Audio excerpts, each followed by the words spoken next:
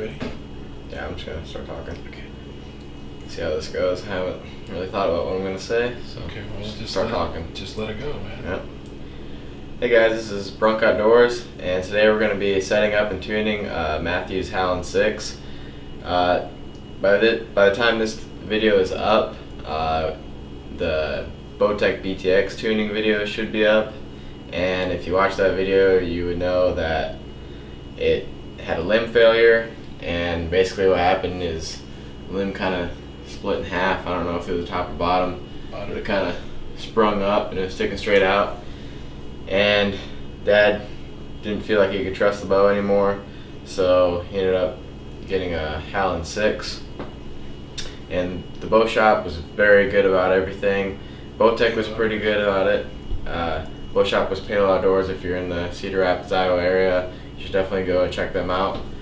But they were very good about it. Bowtech was very good about sending a new bow, but that was the second Bowtech BTX that blew up on him, or it didn't blow up, but it failed, and so he couldn't trust the bow anymore and upgraded to this.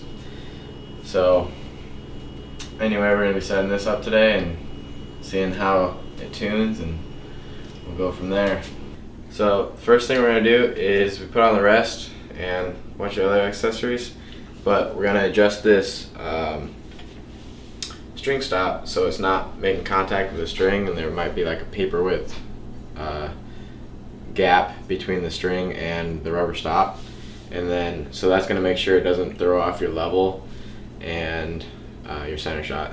So that's the first thing we're going to do, and then we're going to set up the rest to where we want it, which the guy at the bow shop, James, said they want the center shot at 13/16 for a starting point, so we're going to get that all squared away. Alright, I think I got these ready to go. That was a lot of work. You want to get some video of this? So now we have the center shot at 13/16. I don't know if you guys can see that, but that's a good starting point for that. And now we're gonna check the level, see where that's all at, and the arrow is running a little bit above the burger hole, which is right here. So we're going to move everything down a little bit, and then we're going to see what it looks like. So I'll have to retie the D-loop, and I'll make a knocking point, and I'll move the rest down, and then I'll show you what it looks like after that. Mark it right there.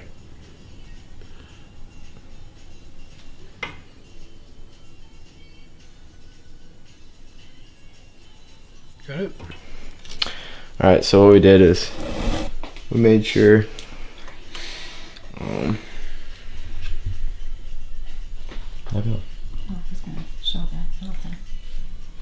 So what we did is we made sure the arrow was running right through the center of the burger hole when it was knock level, and now we're good to go, and we'll tie the D-loop. So I got everything all tied in, the peeps tied in, and we ended up getting lucky. We didn't even have to go back and forth because it ended up lining up, and that's like the first time ever. But I tied in the rest cord too, which is a limb driven fall away, and now we're gonna check the timing and go from there.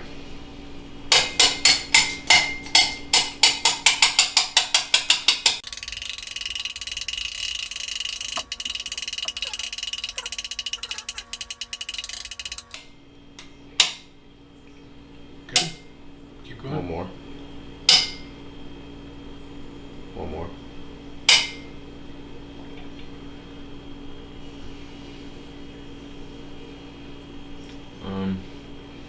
Go counterclockwise. Keep going. Stop. Looks like the bottom is off. Just maybe a paper width. We'll probably leave that until we shoot a bare shaft. So, okay. Looks good. That's one thing that's great about the Last Chance Archery drawboard is once you get it close, you can micro adjust it with the actual press.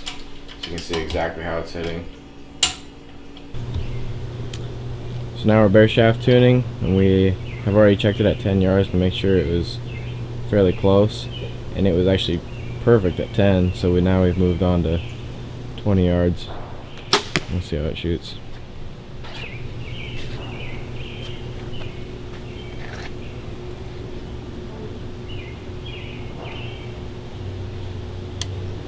Sight needs to be adjusted yet, doesn't it?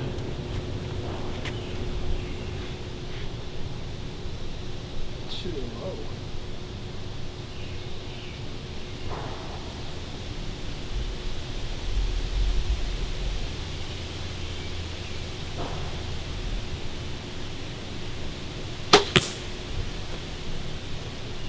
That sounded good. Huh? Sounded good. It looked like it flew good.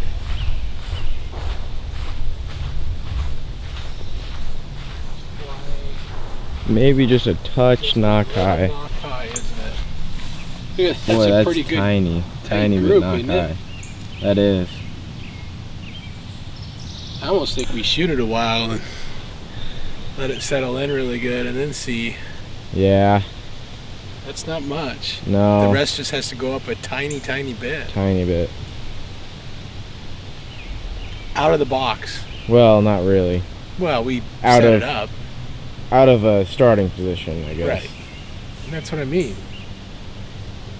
We just must be good at setting them up. Getting better.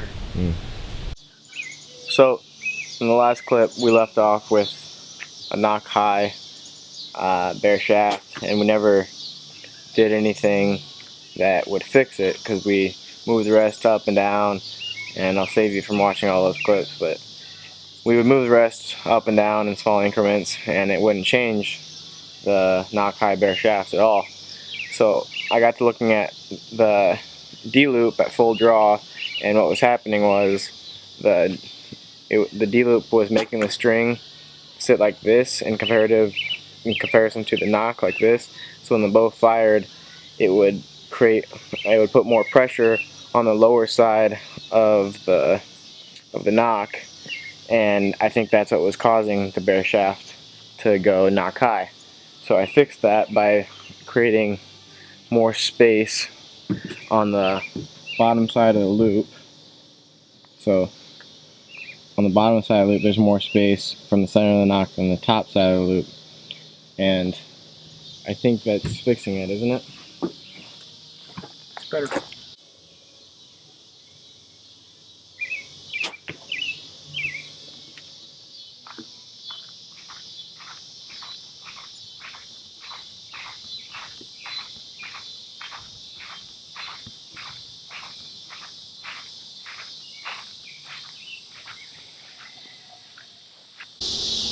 So we ended up taking a half twist out of the top control cable.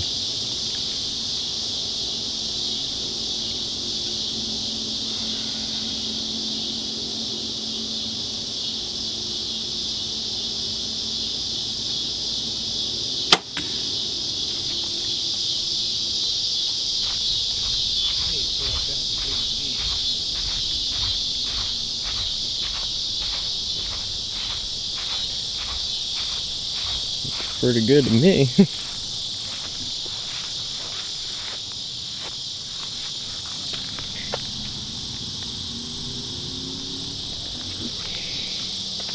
pretty good. Got That's the it? second one in a row. I think we'll call that good. Finally, it's not knock high anymore. Shoot to the paper. Yeah, we can try that. This thing gave us fit. We're trying everything. Finally, we got it. Having a D-loop tied like that doesn't hurt anything, does it? No, it's actually how you're supposed to have it. It is? Yeah. How come we never do it that way? Well, we never need to, usually. Oh, so this is common practice? I don't know about common, but I've heard of it before. Alright, so we just checked it through paper, and it's finally perfect. And so we can finally close this video out, and we're going to do a speed test on it, and I'll make that a separate video, and I'll probably put the link in the description box. But hopefully you learned something from this. If you like the video, make sure you like the video and subscribe to Bronco Outdoors.